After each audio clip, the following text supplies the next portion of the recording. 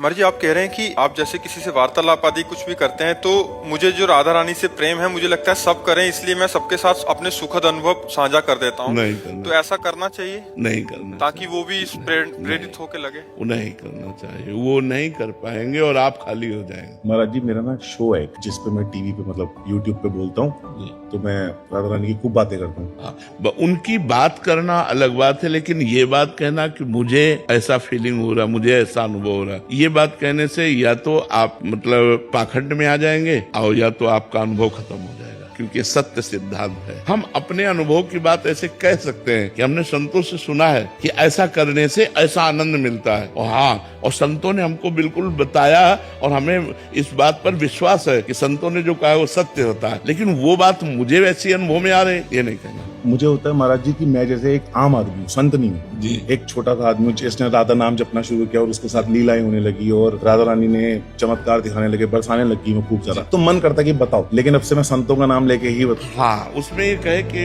हमको ऐसे ऐसे साधक मिले कि बिल्कुल राधा नाम नहीं जपते थे, और जब से जपना शुरू किया तो उनको बहुत लौकिक और पारलौकिक भी लाभ प्राप्त हुआ, ऐसे हम बोल सकते हैं। घुसकर अनुभव बोलने पर फिर नहीं रहे। लौकिक प्रेम की बात नहीं बता सकते, तो फिर अलौकिक प्रेम की बात हम कैसे बताएं? हमको गुप्त रखने चाहिए और प्रयास करना चाहिए कि हम संतों के बहाने अपने अनुभव की बात, अपने आनंद की बात सबके सामने रख सके, जिससे और लाभ ले सके। एक साधक मिले थे, उन्होंने ऐसा बताया, एक संत मिले थे, उन्होंने ऐसा बताया, तो आपकी बात है वो, लेकिन एक साधक की बात है, तो आप बच गए और आप अपनी पूरी बात बता दिए। लेकिन एक साधक की बात थी, वो हमसे मिले थे, वो हमें बोले थे, और आप अपनी बात कह गए, तो वो उससे दूसरा लाभ भी ले लिया और आप भी बच गए। ठीक है ना गुरुदेव, मुझे छोटी छोटी बातों पर गुस्सा बहुत आता है, और कृपया करके कोई ऐसा उपाय बताएं जिससे मैं अपने गुस्से पर नियंत्रण कर सकूं। राधा नाम जपते हो कितना?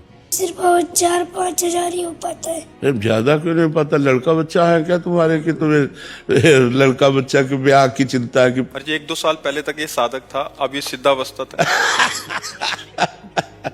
नहीं भाई, अब जैसे जैसे तुम बड़े हो रहे हो वैसे वैसे तुम्हारा भजन कम हो रहा है। रोम रोम से चल रहा है, कह रहे। काउंटर से हमको जप के अधिक से अधिक नाम जप करके दिखाओ। जब आप अधिक नाम जप करोगे, समझ रहे हो ना, तो आपके अंदर शांति आएगी। जब छोटी छोटी बातों में जो गुस्सा होता है ना, वो हृदय कमजोर हृदय होता है। माता पिता के रोज पैर छूते हो?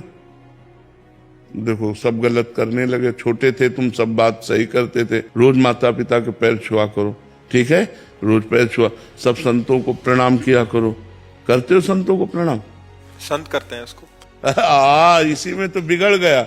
वो 1-2 वीडियो चले गए हमारे साथ के, हाथ तब से सिद्ध हो गया।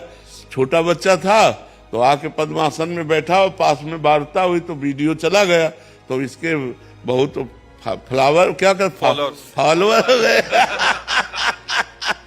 अब वो सिद्ध हो गया। नहीं, गलत बात। सब संतों को प्रणाम किया करो, माता पिता के पैर छुआ करो और खूब नाम जप करो, ठीक है? चतुरासी जी का पद आता है कोई? जी कृपा से 12 पद तो अच्छे से आते हैं। 12 पद अच्छे से आते हैं? ठीक है, बहुत अच्छे बच्चे हो।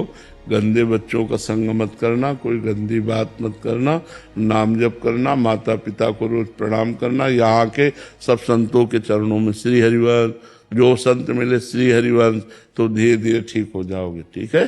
जीवन की मुश्किलों का सामना कैसे कर सकता हूँ? जब मैं हताश या निराश महसूस करता हूँ तो मुझे क्या करना चाहिए? नाम जप, 10,000 नाम रोज जप करो, फिर देखो भगवान की कृपा। अच्छा, जैसे हम ये बात कह रहे हैं ना, हो सकता है इनको विश्वास लाओ, क्योंकि इसमें पैसा नहीं लगा।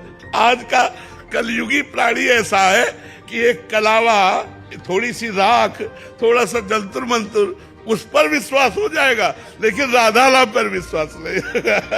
अब फिर ही आए तो उनकी बात का बात तो नहीं।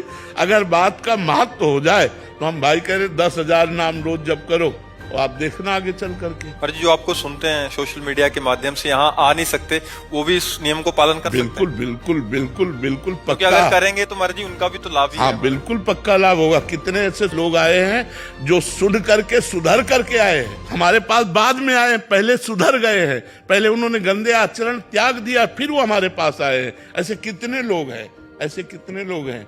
तो ये व्यर्थ थोड़ी जाएगा, आप मोबाइल से भी सुने तो व्यर्थ नहीं जाएगा। एक को भोजन पवाओगे तुम्हें 100 दिन के लिए भोजन की व्यवस्था हो जाएगी। 100 कंबल बांटोगे 5000 की व्यवस्था हो जाएगी। 1 अरब दान करोगे 100 अरब की व्यवस्था हो जाएगी। 1 अरब में तो बुद्धि ठीक नहीं हुई, 100 अरब में तुम्हारी ये बुद्धि कहां से भगवान में लगेगी। मेन जो पॉइंट की बात है कि हमारा संसार चक्र नष्ट होना चाहिए। पर महाराज जी भजन में तो बड़ा मन और ज्यादा उदास हो जाता, उसमें कंबल बांटे तो अच्छा भी लगता है कि 4 जने कह रहे हैं कि आ वाह कंबल बांटे।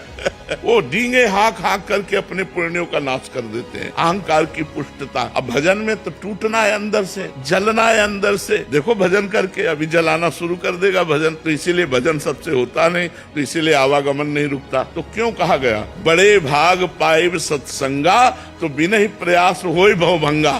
क्यों? क्योंकि सहज में वो बात हमें पकड़ में मिल जाती है जो हम शास्त्रों का स्वाध्याय वर्षों करें और नहीं पकड़ में आएगी, वो 1 मिनट में संत संग में पकड़ में आ जाएगी। तो संत संग जैसे मिला, आप सुने, अब आप शुरू कर दे नाम जप करना और मंदिर बनवाए, गौशाला कर, तो आपका परम मंगल हो जाएगा। क्योंकि नाम चल रहा है इसलिए आपका परम मंगल। पर जी आप बहुत कड़वी दवाई देते हैं, कभी कभी मरना है, कटना है, जाना है। असली बात बता रहे हैं, असली बात बता रहे हैं। बट महाराज जी वो अच्छा लगता है, कंबल बांट दो इतने में चल जाएगा, इतने में या किसी को भोजन पवा दो, प्याऊ खोलो, अच्छा लगता है महाराज जी। मतलब अलग अलग क्लास होते हैं ये वृंदावन है, वृंदावन में ये जो क्लास लगता है ये आध्यात्मिक क्लास है, प्योर आध्यात्मिक, नो इसमें मिलावट कोई चांस नहीं मिलावट।